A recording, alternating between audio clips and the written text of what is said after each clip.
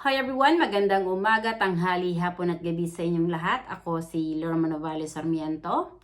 Sa araw na to, ang topic ko ay Tatay Digong, be still and know the Holy Spirit is the God of justice.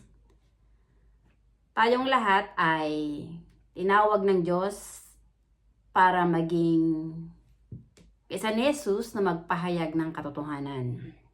At ang katotohanan ay ipinahayag ni Jesus na templo ng Espiritu Santo ang ating katawan at tayong mga tao ay hindi nabubuhay para sa ating sarili lang.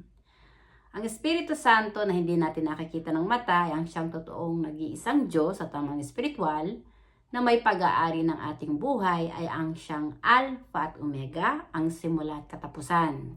Ang buhay nating mga tao dito sa mundo ay may simula at katapusan. At ang ating kaluluwa ay hindi yan mananatili ng panghabang buhay sa ating katawan dahil ang ating kaluluwa ay espiritu na siyang buhay na kawangis ng banal na espiritu. Ipinanganak sa espiritu ng Espiritu Santo. Darating ang araw, ang ating kaluluwa ay lilisan sa ating katawan at tayo ay mamamatay. At ipinahayag ni Jesus, huwag matakot sa may kakayahang pumatay ng katawan, ngunit hindi ng kaluluwa. Bagkus ang katakutan mo ay yaong may kakayahang pumatay ng iyong katawan at kaluluwa na siyang magbubulig sa iyo sa impyerno. Ipinahayag ni Jesus na ang kasalanan na walang kapatawaran ay kapag nilapastangan mo ang Espiritu Santo.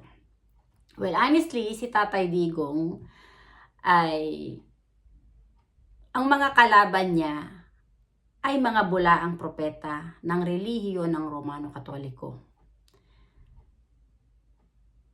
At yung si Bongbong Marcos, si Juan Ponce Enrile ay mga demonyo na naging kaisa ng mga pari na silang galit na galit kay Tatay Digong.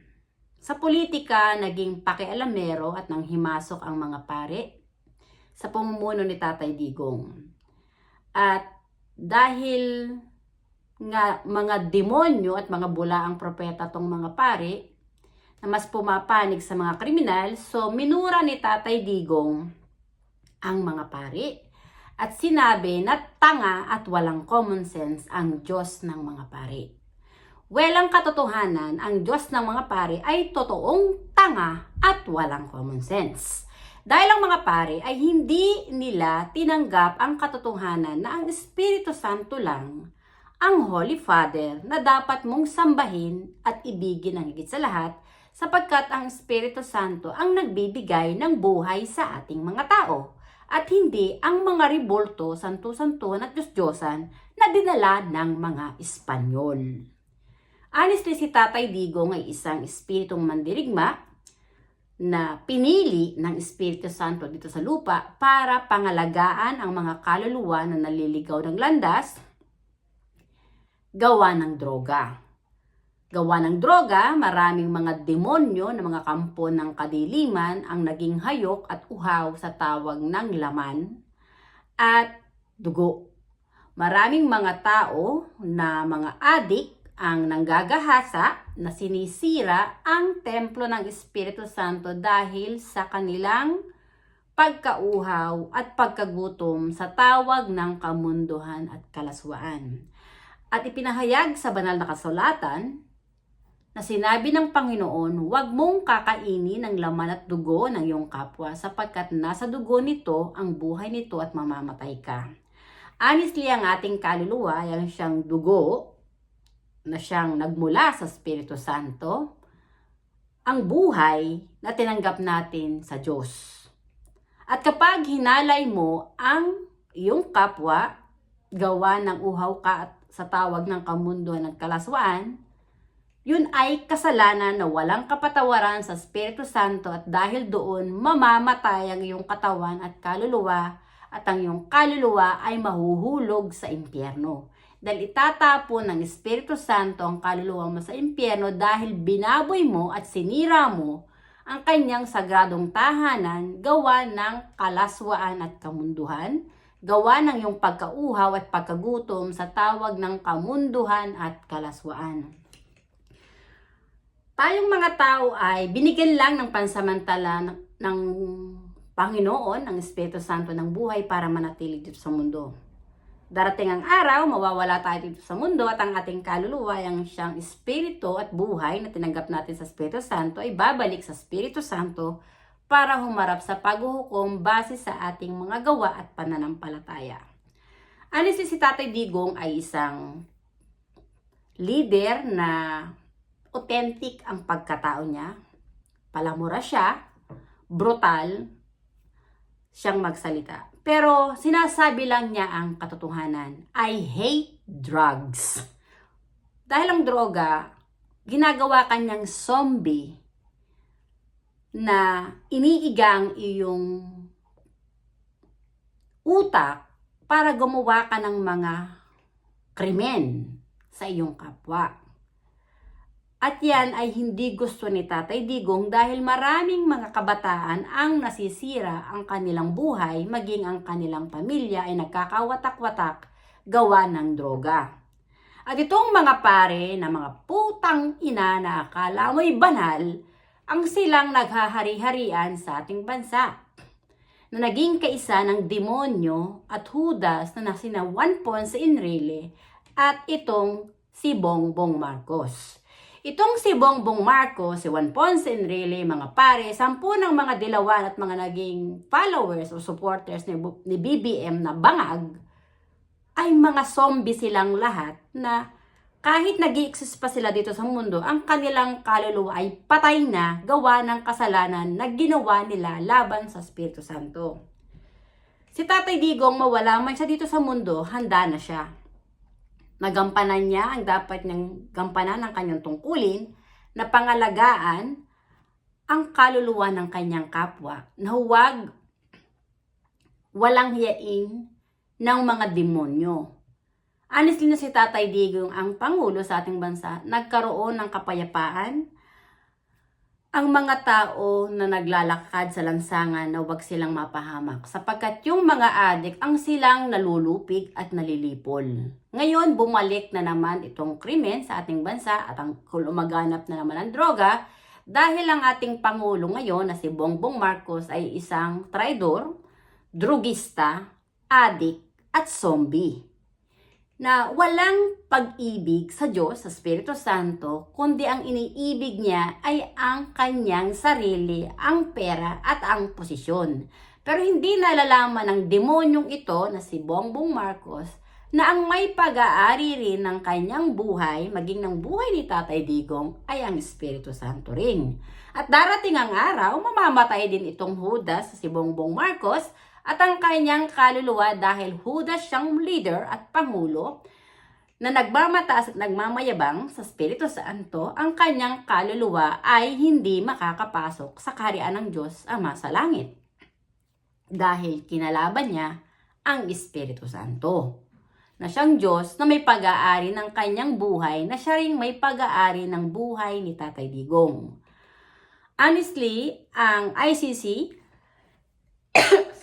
judges ay mga kampo ng kadiliman na nasa panig ni Bongbong Marcos ng mga kaparian at ni Juan Ponce Enrile ay connected sa isang grupo na ang Open Society Foundation na ang protector at founder niyan ay ang demonyong matanda na kinagagalitan din ni Tatay Digong na si George Soros, na siyang ipinahayag ni Tatay Digong na siyang nagkokontrola ng ekonomiya. Itong si Tatay Digong,